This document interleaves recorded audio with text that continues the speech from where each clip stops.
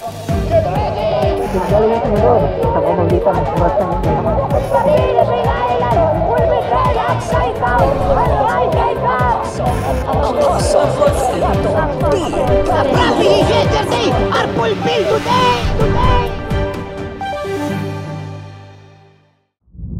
Unprecedented at supernatural ang pinangyari ng Diyos sa bansang Japan, kasabay ng mga dakilang himala, tanda at kababalaghan.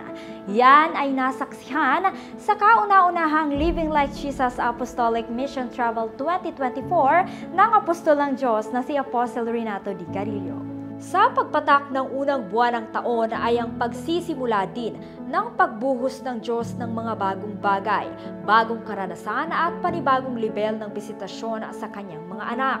Kasabay nga ng pagpo-full blast ng mandato ay ang dakilang pagpupuspos at bisitasyon ng banal na Espiritu Santo sa mga anak ng Diyos. A visitation that is 8 times greater than what happened in the day of Pentecost. Kaya naman, tila isang waterfalls, tuloy-tuloy at halos di maawat ang pagdaloy ng dakilang bisitasyon ng Diyos sa pamamagitan ng banal na Espiritu Santo sa 2 araw na naganap na supernatural service sa lugar ng Machida, Tokyo, Japan, na may temang The Season of the Holy Spirit. Ang bansang Japan nga, ang kauna-unahang bansa na dinalaw ng mga lingkod ng Diyos kasama ng oras ng himalatim ngayong taon, kung saan nahayag dito ang dakilang kapangyarihan ng Diyos at naganap ang iba't ibang uri ng himala ng kagalingan.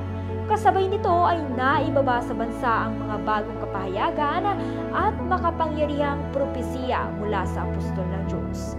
Panoorin ito. Japan, you will turn to Jesus. Ang susunod mong mararanasan, Japan, ay higit sa 7.6 na earthquake sa Ishikawa Prefecture. Ang mararanasan mo ay earthquake galing sa langit. You will turn to Jesus, Japan. You will turn to Jesus, Japan. You are the rising sun. Hindi ka buwan, Japan. You are a sun. You will shine. You will light. You will glow, Japan. You are the rising sun, Japan. You will shine, Japan. And God will bless Japan.